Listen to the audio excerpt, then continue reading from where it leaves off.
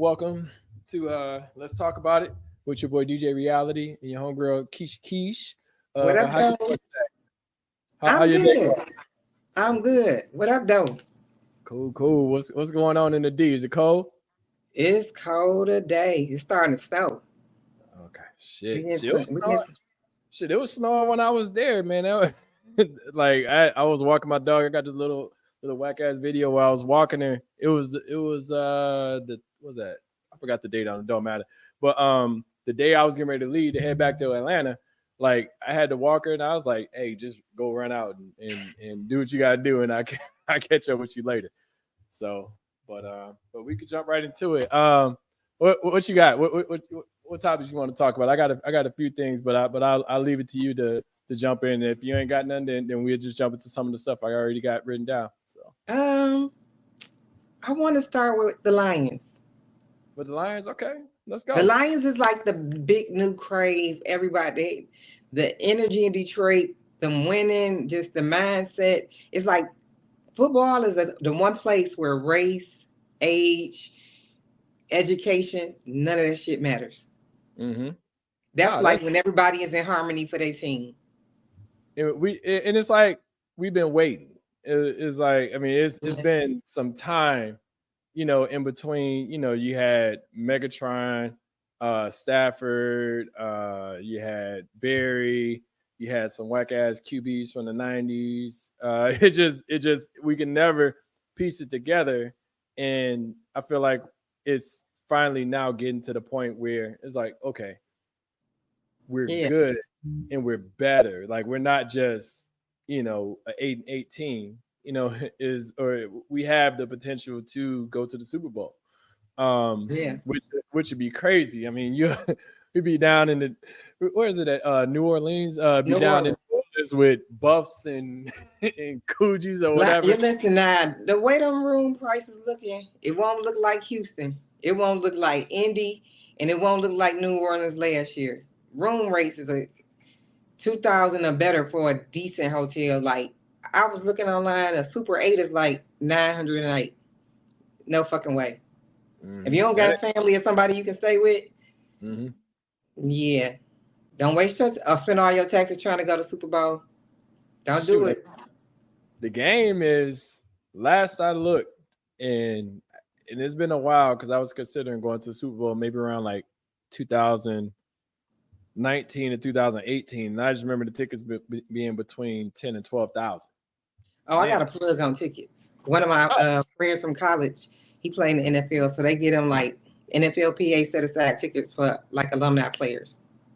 oh, that's dope. They still got to pay for them, but it ain't nothing like what we would pay. Oh no, that's way better. Shoot, that's like Yeah, the plug for the Michigan State football games. So whenever we go to a bowl game, I pull that plug out and try to utilize as much as possible. And they still be, yeah, on a higher end, 250, 500. It just depends on the size of the bowl. yeah. But I'm but man, not. I've been to a couple of bowl. Well, I went to bowl games when I was in college, and I went to like two afterwards. But I've never paid for a Michigan State game. I'm not paying for them. Not ever. well, I went to the Rose Bowl, and when I went to the Rose, that was Well, that that was was what 2015 and 14. no, it was before. It was because we went to the Outback Bowl. I want to say it was 2012. So the Rose Bowl, I want to say it was 2011. It was 2011, Okay. 2000, one of them two. But when we went, I mean, hell, the tickets were still, I think they were 250 each. And that was at price. That was what they were sold to the alumni. So that was, I can't imagine a Super Bowl ticket.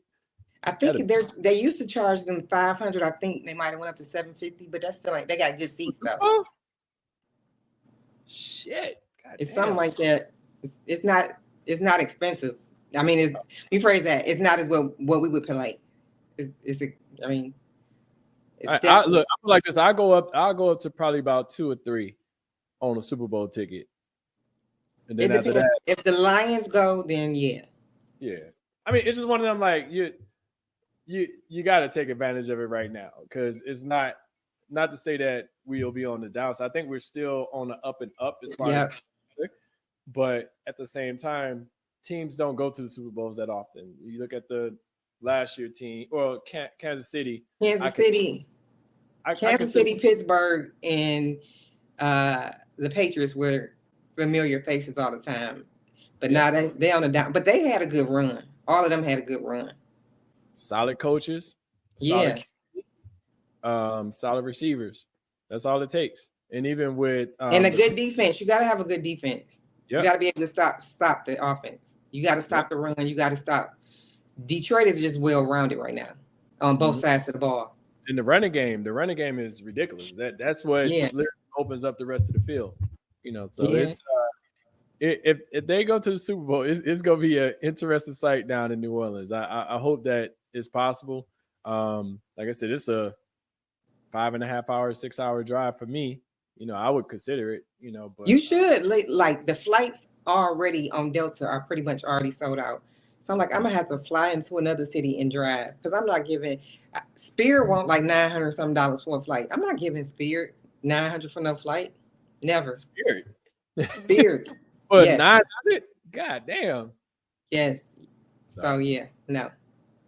But we can dive into the topics. I'm sorry. Look, we can still talk about the line. I mean, we got time. Now I was looking at them and I was trying to make sure that I had that perfect segue into it. One of the questions that came up with or that we was talking about or looking at discussing. I had a question. It was like, how do you accept yourself as you versus what people expect from you?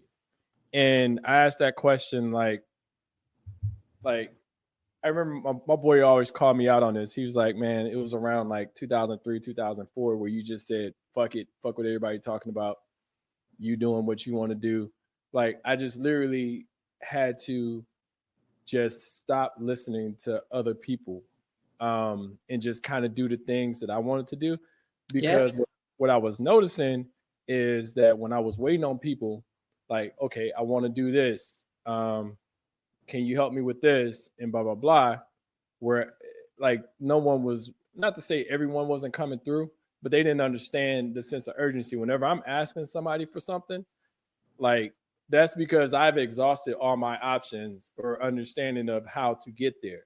So I'm going to ask you for help. And and sometimes as Black people, we tend to think that people asking is people begging. And it's like, no, I'm not. I don't think that. I think that, and it's unfortunate to say, I think, I'm trying to find a nice, for some reason, Black people like to gatekeep. And I'm not a gatekeeper. I can't take the knowledge I have. No. Look, I hate that with a passion. I remember one time I was talking to someone and I was like, hey, I've been trying to get at Nike. And she had mentioned like she had a family member that worked there. And I was like, can you, connect me to that family member? And she was like, well, I don't feel comfortable with, and I was like, well, I'm not asking you for the hookup. I have the expertise and the knowledge and the experience within my career. Like, I don't want, like, I have to, no matter what, do the interviews. Like, there's no nepotism at all in that. Like, I'm just more so looking for some type of connection to get within. You could have just simply been asking because you want to know the culture of the company before you even apply. You could have got okay, what's the culture of the company? You be like, yeah, we micromanage, or they do this. It's not loving. They don't value their employees. You wouldn't even wasted your time applying or interviewing. Yeah, you could have just wanted knowledge. Yep. And it was like gatekeeping at its worst. I was like, wait a minute, like I'm not guaranteed nothing, in this scenario. I still have to prove that you're not hooking up Junebug. You're literally talking to Sean to figure out if he's a worthy candidate or not. And then on top of that, what a lot of people don't realize, and maybe it's just because, I work in corporate, but most of the time in scenarios, they give that person that referred you a bonus. Yeah. And when I was with IBM, I was swinging. I was like, I'm going to get as many people in there as possible because they were giving out $2,500 bonuses. So, yeah. And listen to this. So I remember in one scenario, this guy I was trying to get him in. I was trying to get him at IBM, and he was like, "Hey, you go give me a piece of that bonus." I was like, "Nigga, no, like you getting a job." So I'm looking at it on the flip I've side. had somebody do that to me when I worked at American Express. They wanted me to get them in. Motherfucker, I did your resume. I took the test for you to get in because you had to test like your knowledge, and they didn't have no knowledge. I took the test for them, did their resume, told them what to say in the interview, and then you asked me for half. Which is crazy to me. Crazy Look, work. You got a whole ass salary. Like I'm blessed to have. I mean, you're blessed to have that. Move on. Like, not that's you have an opportunity. Like you're in. Go with it from there. Like don't worry about because I can look if I got a bonus of $50, if I got a bonus of $2,500, I would do this. I would have the same energy towards trying to push somebody into positions. Like my manager, like years ago, the only real black manager I've ever had in my career, like he told me that whenever you get into these positions of power, put 10 people in there with you. He's like, put 10 above you, put 10 like as your peers, put 10 below you. You know, because you never know when you may need that opportunity. And we don't build that within black culture.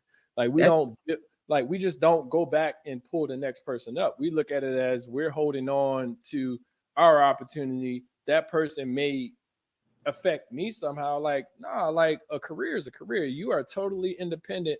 If you fuck off a job, then that's on you. That's not on Right. that's not on Keisha. That's not on Corey. That's on you. You fuck that up. You know, so I don't know. I always hated that gatekeeping mentality because you know you're making the decision before I made a decision. Like it's funny. I asked a friend. I was like, "Hey, can you because I was like, well, you know, I was looking at opportunities. I was like, hey, can you you know, see what your friend is saying about this specific role? And then the friend texted them back, was like, oh, that role is international. I was like, and like, what does that have to do? Like? I looked through the rec. I understand what the job is. Right. Like, don't make a decision for me until like I'm not asking you. Like, let me get in the But door. I think what we have to consider is everybody wasn't raised the same, and some people didn't get raised, they grew up, so their mentality, we expect people to be like we would think. Like, okay, you're thinking, I read the rec. They're thinking they might not have read it. You know, we just expect people to be like we are. And I think that's where we fall short, is having expectations of people that they just not gonna meet. Yeah. And that's where disappointment comes in. Or even like what you just said about knowing yourself and what other people think. I listen, as long as I've been alive, that I can remember, my mom has always instilled confidence and say what you got to say to somebody and deal with it. Like she told me, don't harbor anything and hold it in because it's hurting you and they living about your life, their life. So I've been to a point where I don't give a fuck, but because I do business, I have to be more professional and tactful with how I say things. Or sometimes I just won't say nothing at all. Like the best thing for me to do is not say nothing because you might catch me one day when I'm running low on the Holy Ghost, and my mouth might not. I don't argue to win. I argue to hurt your feelings. So let's just let it go. Like I've learned that about myself, Keisha. If you feel like whatever you're gonna say gonna lead to an argument or their action is gonna make you react, just don't say nothing. Yeah. I've learned that to be my life lesson is some shit just don't deserve a response, and some people don't deserve a response. Like you have to look at people and look at how they're doing, where they're at, and what is their purpose or motive for even doing something or attacking or not trying to get you the job or not trying to connect you with people. You have to look at them sometimes, and sometimes when people aren't happy with their self, they don't want you to be happy, so they're not gonna plug you with the job. They don't want you to do better than them. Yep. So that's which is crazy though. Like I never understood it. Like I'll give another scenario where I was like looking at an opportunity, and I reached out to someone that was a recruiter for the company, and like what do you call it? Senior recruiter. Sent them my resume. It was like, well, hey, can you send me a cover letter too? I'm like, all right. Well, I mean, the cover letter is like, nowadays you done built your cover letter within your resume. But anyway, okay, I'll send you a cover letter. I was like, okay, can you send me a a blurb about you. I was like, all right, cool. So I ended up sending a blurb about it too. Text them back or ping them back LinkedIn. I was like, hey, are we good? Is there anything else you need? Didn't hear no response. But then I reached out to one of my guys, like Jace. I reached out to Jace. I know you should know Jace, but reached out to Jace. I was like, this is like a Sunday night. Reached out to him. I was like, hey Jace, I'm trying to get submitted for this position. Can you help me out with it? He was like, oh man, I got surgery prep in the morning, but I'll get it in before 8:00, like 8 a.m. Okay. This Sunday night. He's like, I'll get it in this morning, Monday morning at 8 a.m. You know what I'm saying? But I'm going through all this song and dance with this other person. Like, and I'm like, it's like night and day. You know what I'm saying? He's about to have surgery, like that's going to impact the rest of his life type of stuff. And he's trying to get my stuff in for me. And I was like, sometimes you got to realize like the people around you and understand that everybody isn't rooting for you. Listen, 2020, I would say when my business started elevating, and especially in like the last couple of years, I had to learn to put people in different categories as far as friendships, life, and then I just realized that some people aren't happy to see you win it, and it's the jealous and envious thing about them. But some people don't understand why it's not them. Mm-hmm. Not necessarily why it's you, but why it's not them. Why it's not you? You rude, you curt, you messy, you're not knowledgeable, you don't know how to talk to people, your personality flat, you don't have a caring or giving spirit, you don't want to be a blessing to nobody else. Like, it's a lot of reasons why it's not you. And they don't think about why it's not them. Mm-hmm. They think about why it's you and not me. Yeah. So, and that's sad because I've always, not to, brag on me or anything like that, but I've always like tried to bring people either along with me, and if they, if they got their own thing going on, hey, do what you got to do. I'm gonna give you a word of advice. Mm-hmm. Everybody cannot go. It's just I learned everybody. Like, I literally had to, when I say I put people in different categories of my life, like I have people where I know I can't put them in certain situations because they're not going to know how to act. They're not going to know how to behave. They're probably going to get drunk, or they're going to embarrass me or embarrass themselves. So you have to learn that where you going, everybody can't go. Yep. And I think that's the problem. Sometimes you want to see everybody win, but sometimes they just can't win with you. Mm-hmm. And that's where we have to use discernment. Like, the older we get, it's called discernment and life lessons. And if you're still repeating the same cycles and same things are happening, it's you. It's not the other person. Now it's you. Yep. So just everybody can't go. As they say, elevation requires separation. You got to separate. Like, even for me, I had a conversation with my friend like a couple of months ago, and I had one with my brothers, and I was like, I'm outgrowing stuff, and it feels weird, and I'm kind of uncomfortable. Mm-hmm. And they was like, what you mean? And I'm like, it's certain places I just can't go no more. Like, it's certain environments and certain crowds and certain things I just don't want to do. Yep. Like, my friends used to invite me to something a while ago. It's like house parties. And they thought I was trying to be stuck up a bougie or whatever the case may be. And I'm like, it's not that I didn't want to go.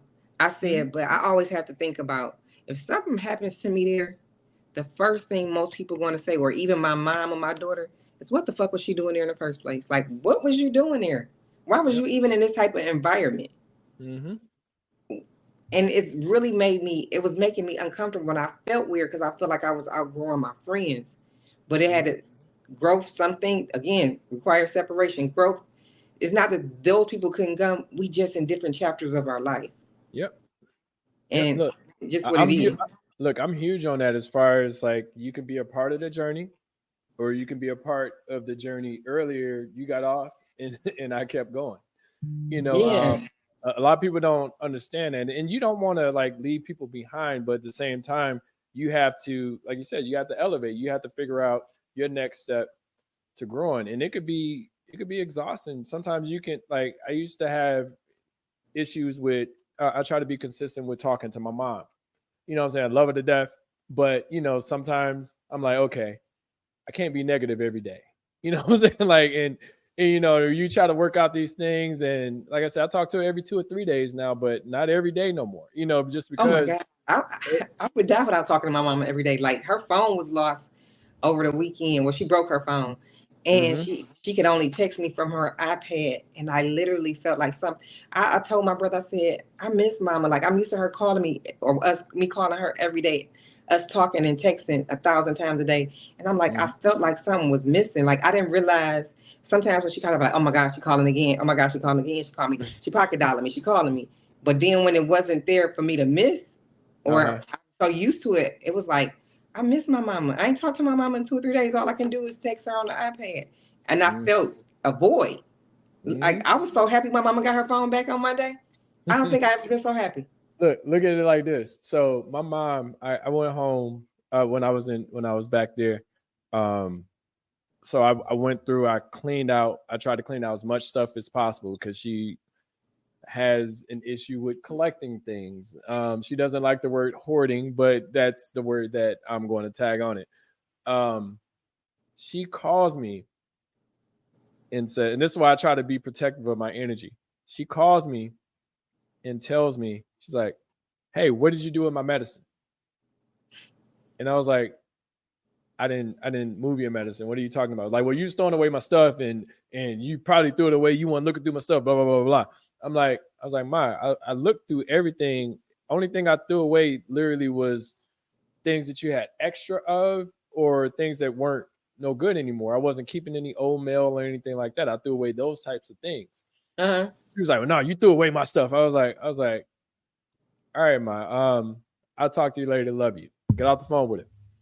Text my sisters. I'm like, hey, your mom gonna be mad, Yo, mom. but Why I gotta be your mom, not our because mom? it's their mom at this point in time. I was like, your mom gonna be mad, but she's gonna find her medicine. She's gonna be mad about not finding her medicine, but she's gonna call me tomorrow, or she's going to find it, and she's not gonna say anything. And I'm gonna call her tomorrow and ask her, did she find it? Called her the next day. I'm like, hey, did you find your medicine? She's like, yeah, I found it. I was like, so you're not gonna apologize? She was like, apologize for what? You was throwing away all my stuff. I was like, but Ma, you literally called me the day before 3 times while I'm at work. Called me three. I was like, damn, did something happen? Like, let me answer the phone. Called me 3 times and was like, you threw away my stuff.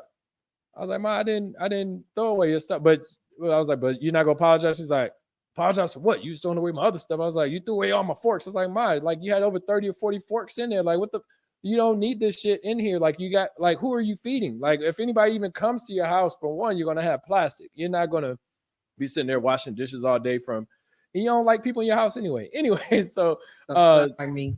so mind you, I give her the due, I give her the credit. I talked to her another like couple days later. She was like, I guess I can apologize for throwing or for blaming you on the medicine. I was like, all right, man, that's all I ask. Like, just acknowledge the fact that I wouldn't have just thrown away your things willy nilly. I was just cleaning up your house. Like, it was, but all that being said, my mom can really bring down the energy based off of speculation rather than, hey, I'll call her and I'm like, hey, how you doing? She'd be like, what do you want? Like, damn, nigga, I just want to know how you doing. Like, how was your day? No, my mom texts me I'm and my sleep. brother every day. Like, good morning. My mom treats me, granted, I'm 44. My mom does, we have a group text. My mom texts us every morning and tell us, good morning to my babies. Y'all have a good day. Shoot, My mom starts my day off with a positive energy call. I would pay my mom money to do that. Don't get me wrong. I love her to death, and I know that she loves me, and she calls me, and she makes sure I'm taken care of, and she gives me random shit. But He said random shit. I got a. She gave me this mini ass refrigerator. I was like, I was like, what am I gonna do with a refrigerator?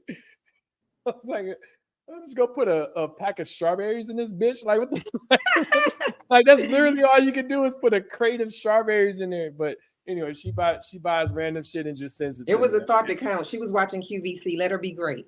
Look, I love her to death, but man, she has some of the most random shit in her house. Now my mama be like, I seen some shoes. Go on Macy's or go on whatever website and see what you want. I'm like, okay, ma. I listen. I'll be honest. I'm probably the. I'm a my mama still spoils me like I'm a kid, Mm-hmm. so I My, love it. yeah, no, my mom spoils me the way that she wants to spoil her kids. Does that make sense? Like I get it. yeah, like say for instance, if you, I'm trying to think of something that if you like, say for instance, I like pistachios as an example. So she be like, hey, I just sent you a box, and, Oh, and it'll be 10 bags of pistachios in it, hot flavor, regular flavor, salt that's and pepper dope. flavor.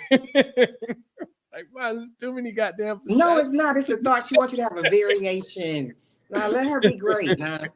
Now I did listen. Yesterday I hung up on my mama. I ain't Mm, gonna.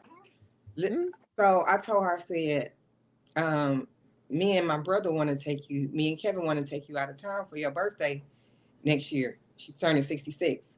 I don't mm, want to. She started getting mad and yelling because we want to take her out of town. I said, well, you don't yell when we pay these goddamn bills of yours, because me and my brother pay her bills for like years, the last few mm, years. mm. So she like, I don't want to go nowhere. Y'all can't be planning stuff for me. I just hung up. Like, you ain't about to be doing this, yelling. You ain't about to mess up my energy. Like, who turns down the trip? Like, I kind of, I had to think about it afterwards. Like, my grandfather's sick. She his main provider. Last time we took her on a trip in 2022, she couldn't enjoy it. Like, we went on a cruise and she kind of stayed in her room and she was worried. And I had to think about it. Like, she wants to be here or close to him. You can't do nothing. If something happened to him on the ship, you probably not even gonna get a call. Yep. You know what I'm saying? So I Mm-hmm. get it, but at the same time, it's like I told her, I said, you still got to live your life, and you want a few parents when your kids spoil you, like you spoil me, and my brother spoil you. Mm-hmm. So like most people be like, okay, well maybe let's just do a day trip to Chicago or something. No, I said, mm, No, it's listen. definitely a difference. No, I look, I understand. Like we try to spoil my mom as much as we can just because we know she's getting older. But Is anyone there with your mom, or all of y'all live out of nah, town? it's just her. And Oh, we've been trying to get her to move. She won't do it. She'll she complain every live day. in. Look, she was complaining the other day about giving someone a ride and they didn't give her $8 gas money. I was like, I was Oh like, my gosh. I was like, how Oh did my you gosh. get $8? One, how'd you get like did you just like look at he's like, well, shit, I'll probably get maybe 18 miles a gallon or something like that. So I drove you 42.5 I'm miles. So dead. that's around $8. Oh man, Oh my God. That is hilarious. she was dead ass, and I had to tell her, I was like, Ma, I was like, do you want me to give you $8? Oh my God.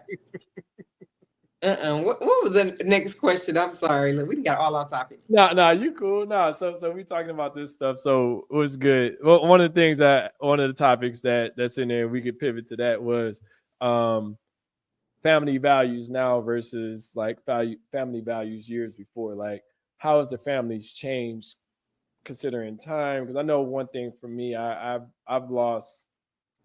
built, well, I have, connections with family, via social media and stuff like that. But growing up, I think, at least for me, when my grandma passed or when the older folks started passing, like there's been less connection from the next generation. And that next generation is like my mom, her cousins, and stuff like that. Hmm. And then for the younger folks, I mean, I went to Michigan State. Other folks moved to different areas of the country, and I feel like there feels like there's a disconnect. I mean, I'll see them from time to time, but it's still not the same as growing up with them before. So I'm just curious on your relationship with your family now compared to like years ago, or say 20 years ago or 30 Yeah. years ago. So I have a pretty big family, right? So growing up, my family, my grandparents, especially my grandfather, instilled teamwork and family. We ate dinner together, like my grandma cooked. We couldn't, when it was time for my granddad to get off work, probably like 10 minutes before it was time for him to get off work, TVs had to be off, the house had to be clean, anything we was playing with, any toys had to be put up. We all ate dinner together. We literally, like, I had maybe 5 cousins that were, I was the youngest, that were older than me. First of all, it never takes 5 people to wash dishes and dry dishes. We had to wash and dry dishes together. And as a kid, I Really? couldn't understand it because I'm like, it don't take all of this, but it was teaching us teamwork. And like even my grandma, like me and my cousins got back then they had like Area C, Area B in Detroit. And me and my cousins got kicked out of Cadillac Middle School my 6th grade year. And the Damn, thing what was y'all do to get kicked out of 6th grade? Was y'all fighting together? yeah, my grandma had a rule: if one of y'all fight, y'all all fight and don't come home, or you gonna get your ass whooped when you come home. So we all got kicked out. We had to go to different schools, but we was kicked out of school for like 2 months, literally sitting at home. Damn. And we didn't get in no trouble. We was Lamborghini living, playing on the porch, playing tag, running around, running to the corner store, while we all kicked out of school for 2 months, and we didn't get in trouble because we all fought together.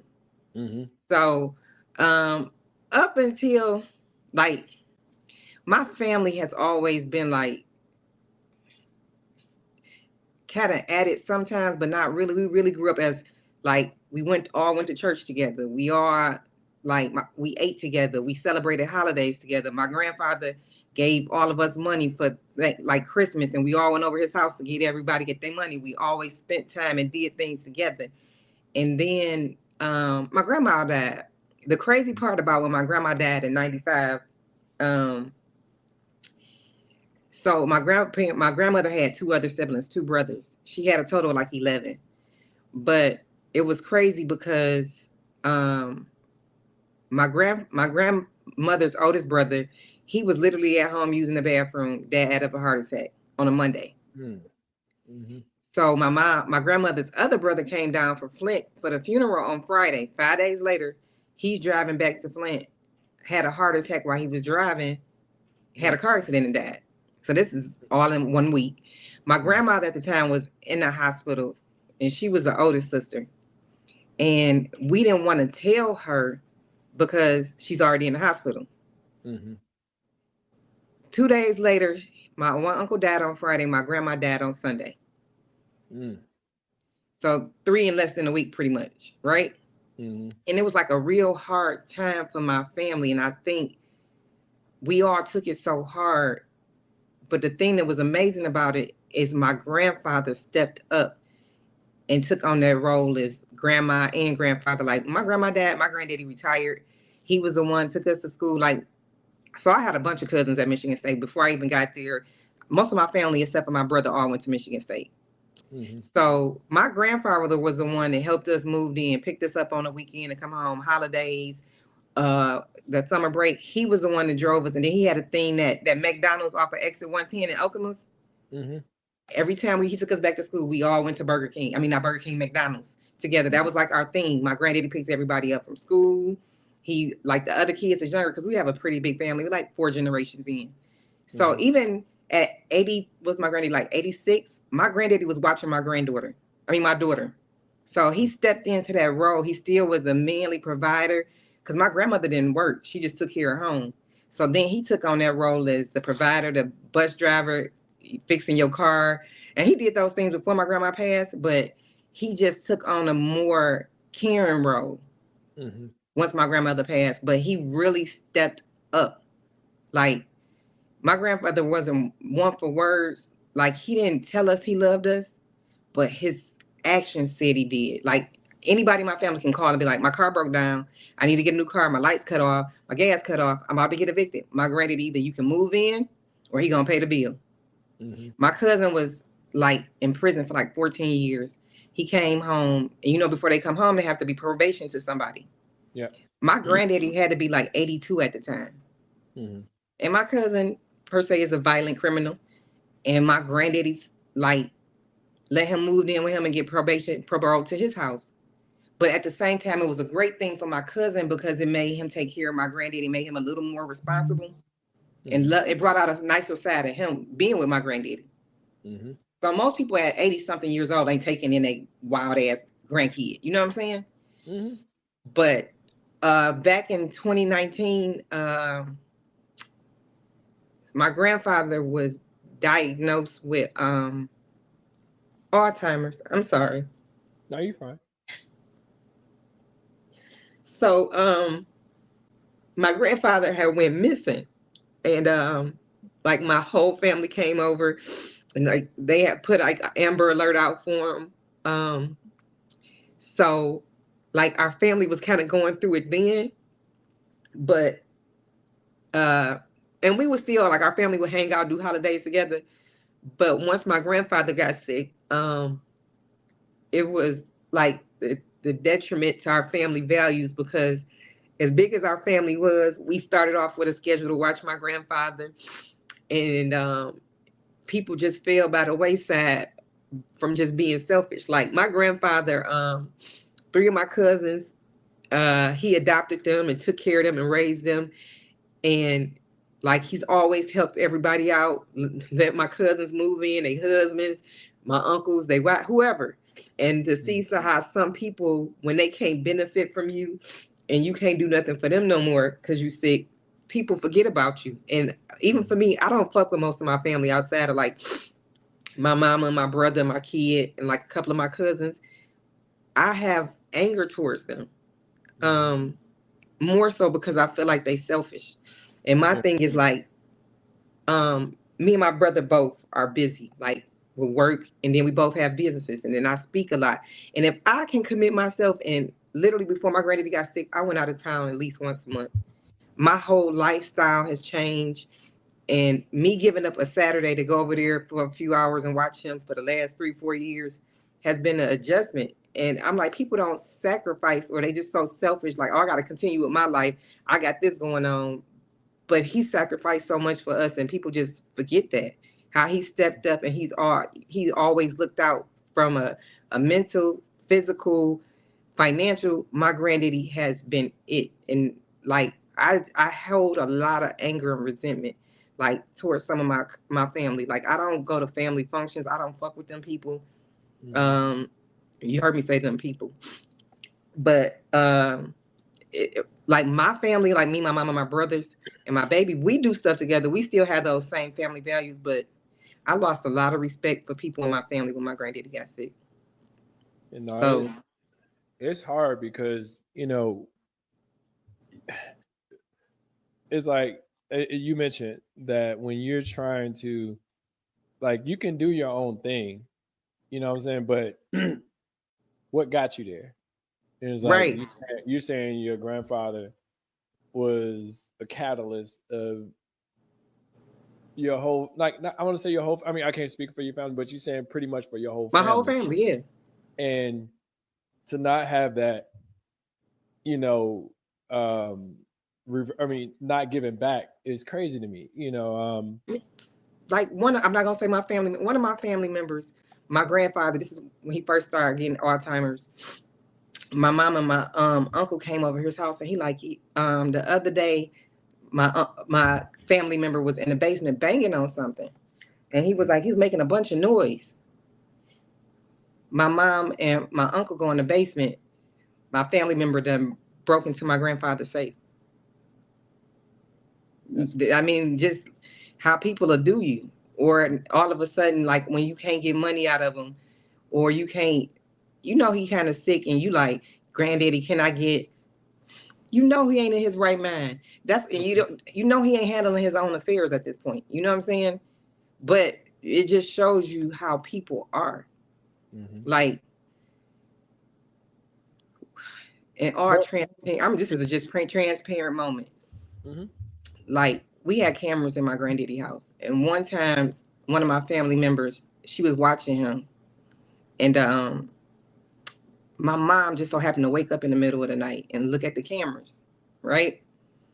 And she noticed one of my family members, they wanted him to go to sleep, and they was up and they had company over or whatever. My mom seen on camera one of my family members dragging my granddaddy across the floor.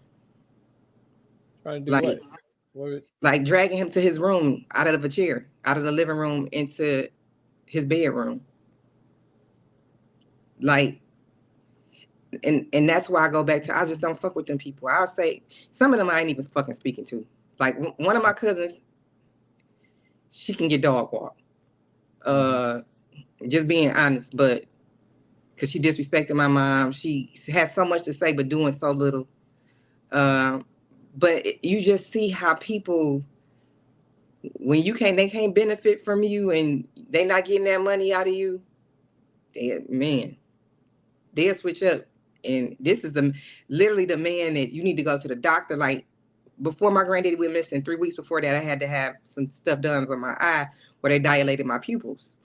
3 weeks before, everybody else had to work. My grandfather, literally at 89, was the one that took me to the doctor, picked me up, drove me back home. And his dementia, at the time, his Alzheimer's was so aggressive. 3 weeks ago, he could drive. He drove me from Detroit to Southfield. 3 weeks later, they found him the next day, 4 hours away in his car, walking in the rain. His car had flipped over and was like in a ditch, and he was walking in the rain. But they did the Amber Alert, and he was like somewhere in Whitefield, so they clearly knew he wasn't from there. And somebody literally found him walking in the rain. And it's just like, even now, family is so different because most people are selfish. They are selfish, and if you can't do nothing for them, they don't want to do nothing for you. They forget everything you've done for them over their lifespan because they want to live and enjoy their life now. But this is what I never understood about the family dynamic, right? Like I have cousins that I'm when I go back to Muskegon or Grand Rapids or whatever that I'm cool with, but it's like I would rather break bread with you. Like I'm not trying to get over on you. I never was like, from my mom to my aunts and all that stuff. Like, what makes it comfortable to say, well, this 89 or this elder gentleman, okay, well, he ain't gonna remember. Let me try to take advantage of. I don't understand that energy. Like, it's usually over like 20. It ain't over no real like thing that can cause it, and you impact everybody within the family. It's like, oh well, no, we can't have them over there. They be stealing. Oh, you can't have them over there. They be treating him like whatever. Like, and that's just crazy to even think that, you know? Yeah, and like our family is so split up. Like my daughter's 12. My little cousins around her age, because I don't fuck with them. You can tell when grown people talk around kids, because now your kids are displaying that same behavior and treating my kids a certain way. Or you see my kid and you don't speak to my kid. Me and you can be beefing, but kids ain't got shit to do with it. So now I really don't fuck with you because I don't play about my kid. And to me, it's like you wouldn't even think we grew up in the same household or had the same family or the same family values, because how people are. Like it's just crazy. Like it's a lot of, in my family, it switched from family values to, once my grandfather got sick, the glue just kind of fell apart. But I will say, because me and my family used to get into it a lot, even when my granddaddy wasn't, before he got sick. The biggest peace I found in my life ever in the last 4 years was removing myself from my family. The best peace. I didn't feel like I elevated.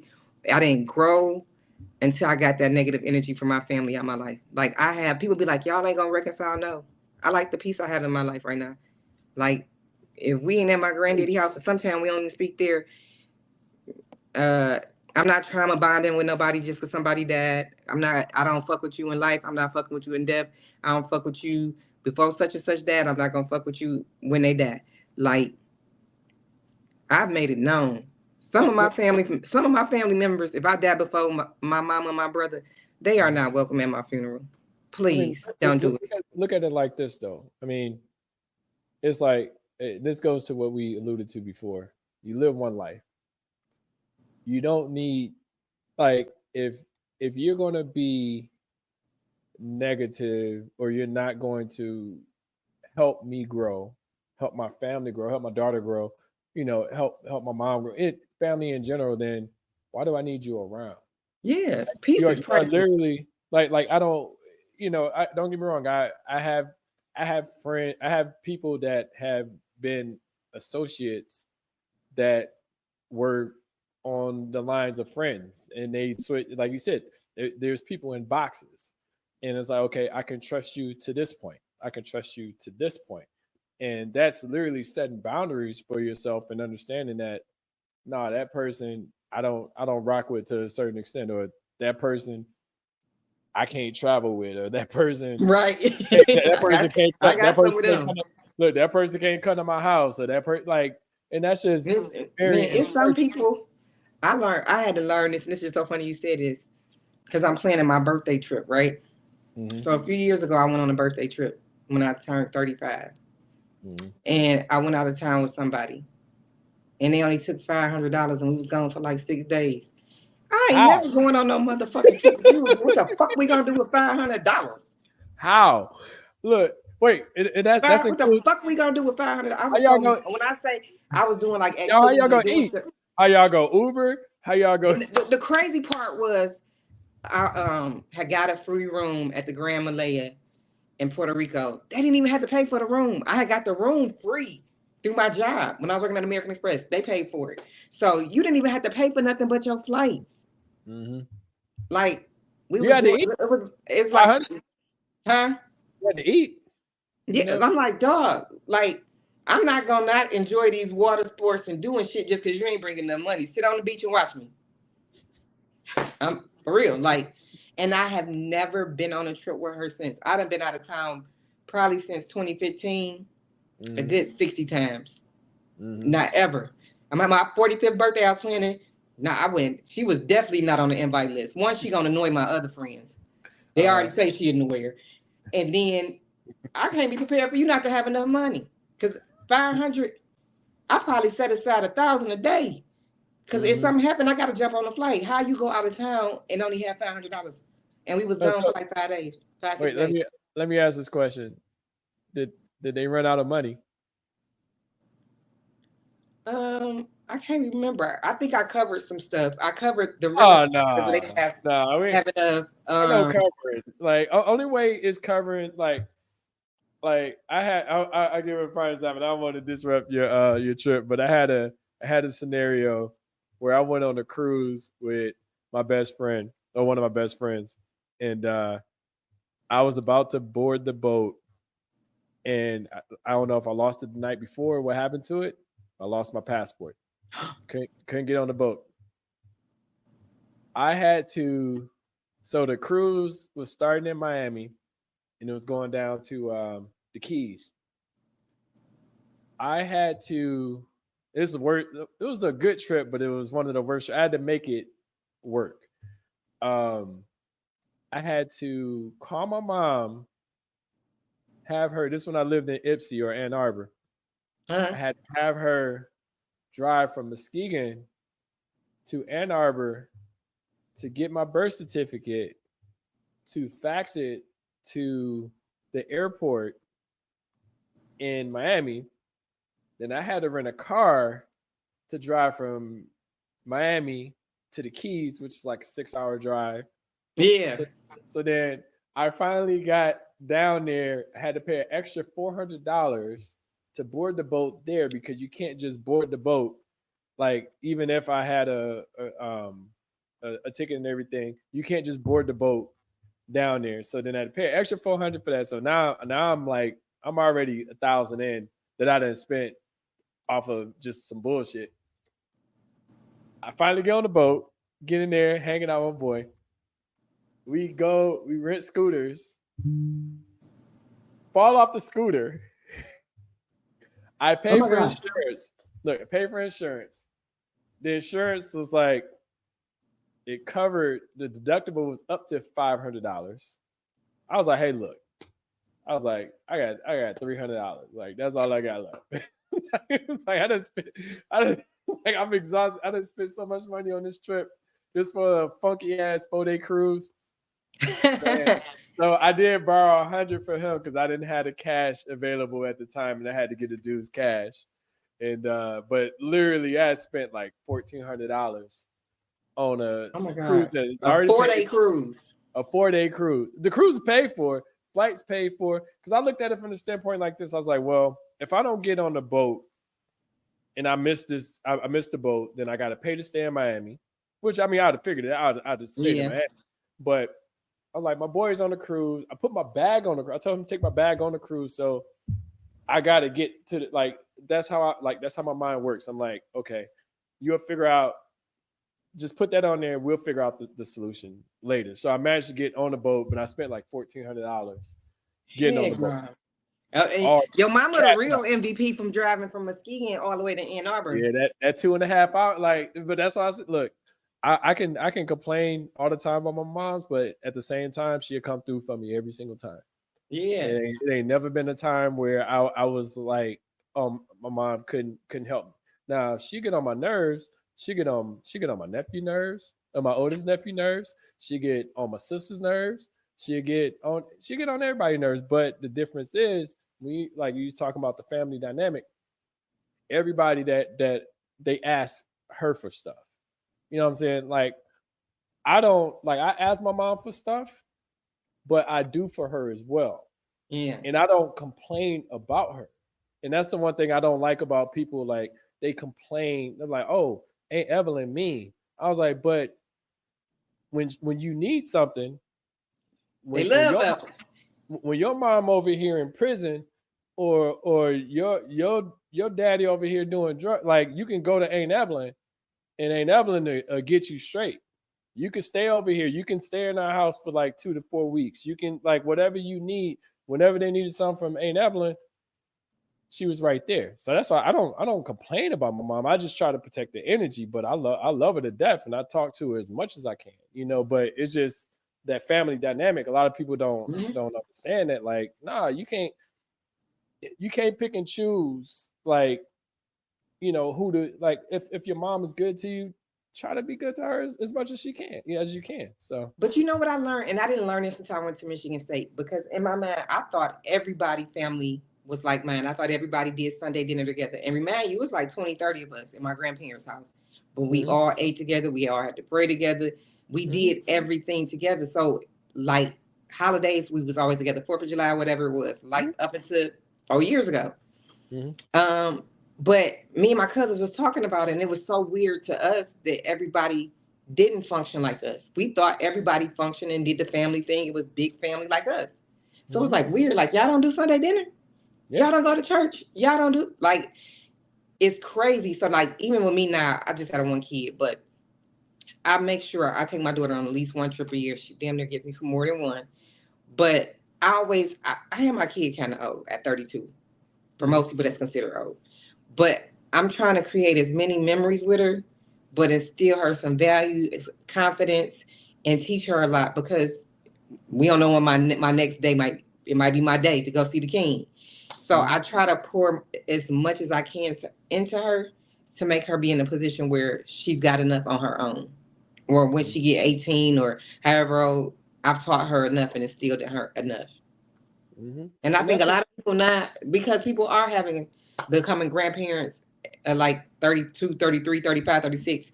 It's not the same, because a lot of people are still Lamborghini living, and they still, so you can't instill no values. You can probably babysit, if that, and some people don't even want to do that, but you can't have that same family dynamic when you still you don't want to be grandma, you want to be grandma, and grandma's still in the street and they ain't really saying nothing but sit down, shut up, stop hollering. Like, what are you doing with them? What are you instilling in them? Are you doing, like, even for me, my daughter in the 7th grade, we still do homework. I still make her read every day after she got out of school for an hour, and then tell me 3 words that you didn't understand or didn't know how to pronounce, and now tell me what they mean. mm-hmm. And most people aren't doing that. The teachers at school can't do it by themselves. Yeah. So what if little Johnny failing? Little Johnny either ain't paying attention at school, or you ain't doing your part at home. Mm-hmm. And That's another thing people don't get. You have to pour into your kids. Some of the most successful people, some kids are naturally smart. My daughter's kind of on the naturally smart side, but I want her to be advanced. Yeah. And if I'm not doing what I'm supposed to do as a parent, I'm failing her. Mm-hmm. Like when I do business stuff, I take my daughter with me a lot. Like I have a business with her, but I started taking her to hear me speak. And like even the other day, like she know I teach credit literacy. She's showing me videos and sending me videos to implement into my curriculum and my presentation for middle school and high school students. And I'm like, dang, that's so dope. Like I done poured Mm-hmm. so much into her. She know how to pour it back into me now. Mm-hmm. And it's been times where like um with my grandfather having Alzheimer's, she goes with me to watch him on Saturday. So it's been times where we think he in that internal sleep, and I broke down crying after we left, and my baby comforted me like, "Mama, just pull over, get yourself together." She rubbed my back, wiped my eyes, like just relax. We'll start back driving once you get yourself together. Like she's been a support for me as well. Mm-hmm. And she like then there's some days where we both scared. Like I had to tell my mama one time, like, I don't want to know. I don't know if I want to bring my daughter over here no more because I don't want to take a chance while I'm watching him that he's in that he goes to that eternal sleep, and I Mm-hmm. don't want to have that memory of him or that for her. Yeah. And It's I don't definitely like, impactful. Yeah, it definitely because yeah. And I think my daughter is his great. I don't know. She's a great something grandchild, but she's the one out of that generation that sees him the most because my mom watches him 6 7 days a week. So like my mom gets her from school for me.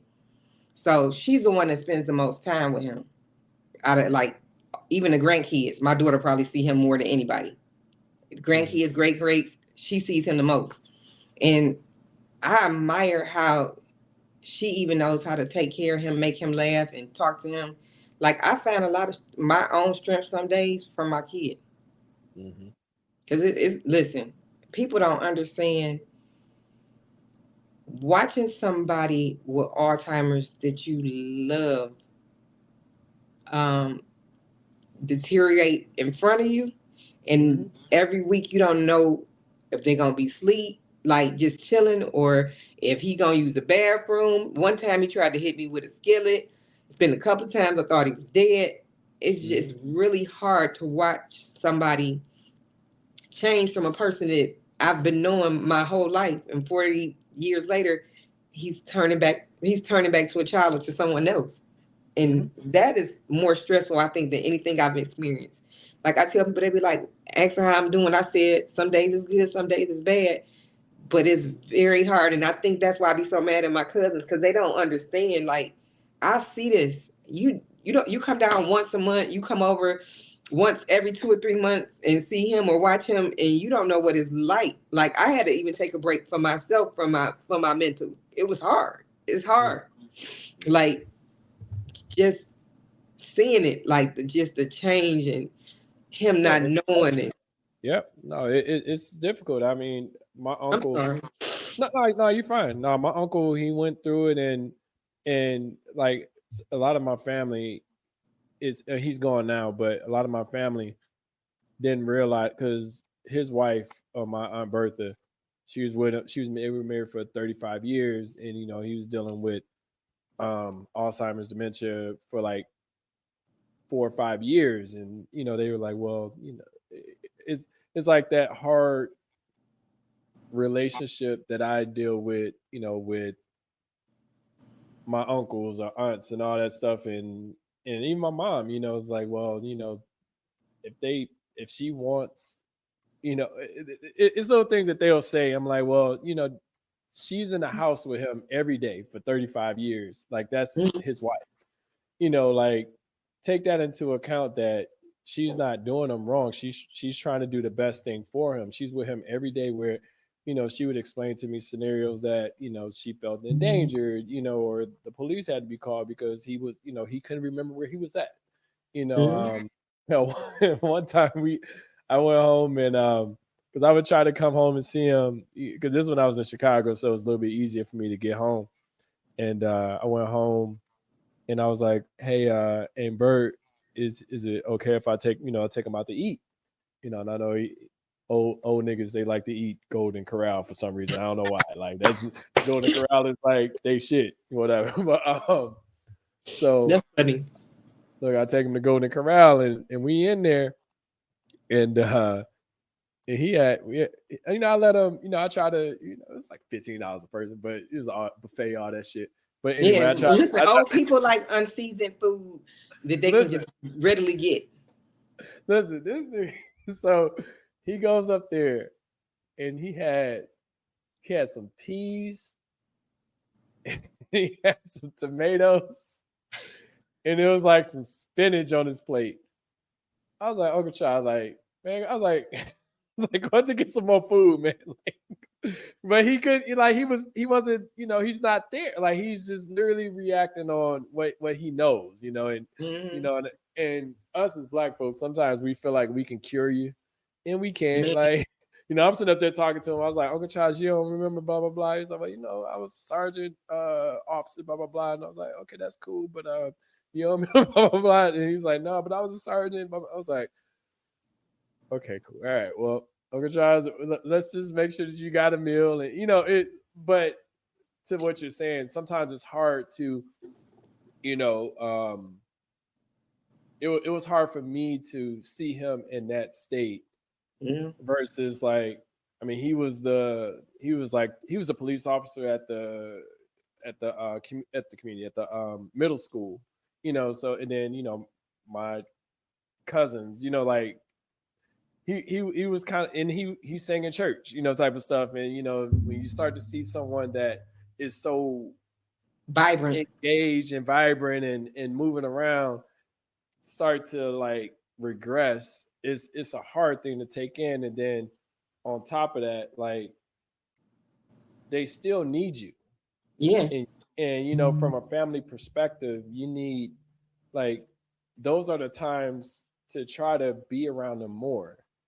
I mean, everybody, and it used to be easy for me because my easiest way was, okay, I come home, I go to church, I see everybody at church, that was it. But hell, people stopped going to church as much anymore. So now I have Yes, to I spread guilty. myself thin over going to everybody's house. I'm driving in from Chicago. I get there Friday night. Okay, I'm spending all this time. Then my mom get mad. My mom get mad when I go see other people. I'm like, Mom, I was like, I love you, but like you could go over there with me. Like, no, I ain't go. She Look, like, I ain't fooling with them people. listen. Let me explain something. She gonna be mad. But anyway, my mom got into it with one of my older aunts, my great aunt, her aunt, got into it with her. And I didn't realize this was a thing. I was talking to my sister about it. But every time I would come home, my great aunt Saint, she was diagnosed with cancer. Mm-hmm. And I would come home, and this when I was fully remote, so my job was a little bit easier. I can drive in over the weekend, work 5 days, drive back to Atlanta. It was no problem. So she's diagnosed with cancer. And every time I would go, like I would come, but then I would, like, when I finished work on a Monday, Tuesday, Wednesday, whatever, I would go to their house and just hang out with them, just to get some family time. And then I would just drive back to Atlanta, and I would do it every month. Every That's time I dope. would listen, and every time I would go, I'm like, hey, Ma, I'm about to go to Van Sank house. You want to go? She'd be like, oh no, I'm a little tired, blah blah blah. I'm like, all right, cool, whatever. So over a series of months, I'm like, okay, every time I want to go over Van Sank, I'm going over Van Sank house probably 3-4 nights a week, because I'm working to 5, going over there, watching fucking the numbers on television, The lottery. They the got you watching the lotteries. lottery. They have to watch that shit. Like they were like, nah, we need to watch that shit on TV. And then I'm like, all right, man, damn shit. So no Netflix and nothing like that. I couldn't work from their house because they didn't have the internet. They only had cable. So that's literally why I had to go over after the 5. But yeah, so eventually my great aunt passed.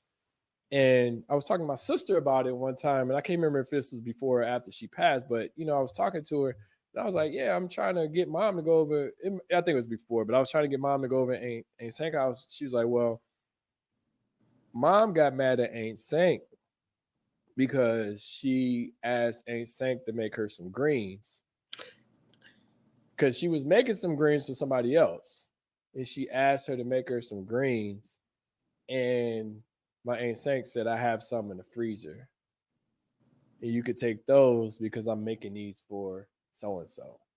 So my mom was mad at my Aunt Sank for not making her some greens and would not go over and visit her. Wow. I was like, the petty shit that Wow. you know, like I'm not. I can be petty, but I'm not like I'll let it go for the sake of you know to see you. You know, I may not speak to you, but I mean, I'll see you like, hey, nigga. But other, you know, but other than that, I'm like, come on, man, you can't be that petty, you know. So, but you know, sometimes you just don't know how people are. But nah, man, this is a great conversation. I mean, we Yeah. have. I love that we got to talk about this. If you don't want me to share it, I won't share it. If you want me to share it, I will. I think this Oh was no, I yeah, think this season 1, episode 2 is family values. yeah. That was the title. I already had it. It was in my head. It was already there. So Family nah, values or family matters. no family value. We can't do Family Matters. That was a terrible show. But family I love values that show. was. You like Family Matters? I did. Oh man, we gotta have a we gotta have a conversation on these sitcoms because oh my Listen, god, that's what our next show should be about. Just TV and the I'm with shows it. that past and present. I'm with it. Look, Family Matters is one of the worst shows that ever came on television ever. Um, my I would say the worst show. Mm, I I got would. one for you, but I'll let you I'm go. probably the one person that's not a big fan of Friends. Damn, Friends was actually pretty good. Friends and Seinfeld. I was not fans of Friends or Damn, Seinfeld. I have a is it over? Yeah, I have a Seinfeld Lego set Yeah. sitting. So, Like, hold on.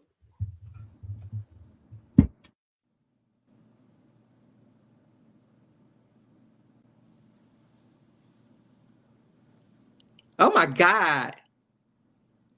Okay, obsessive, big fan, major fan. Like a serious fan of the show. But you know, I say everybody like what they like, but I will say I think this. I like Family Matters because it was a two-parent family household, and each of their kids was different. They wasn't perfect, Mm-hmm. and I like the fact that they had a nerd, but then they made them cool. The only flip side I didn't like Laura that, was the asshole though. but again, Laura, we gonna go early as that's fuck, showing Laura. that nobody's perfect. And then Eddie was like the cool ass brother that everybody loved, We couldn't get and the then it proper kind of hairline. showed the We got the dynamic fucked of. hairline. Wait, we got to say this for the next show. Oh god. Yeah, We we gonna got do the fucked up we gonna do hairline. yeah, we gonna do a past and present TV sitcom. Okay. No, I'm with it. No, I'm with it. No, that's cool. So we about at time. So anything else you want to talk about, or we can cut it short and we can We, we jump can to the call next it. time. We'll see you on the next episode. Cool, cool. All right. Well, thank y'all. Let's talk about it. Great conversation with Sean and Keish, DJ Reality. Talk to you soon. Thanks for tuning in. All right. Bye. Bye.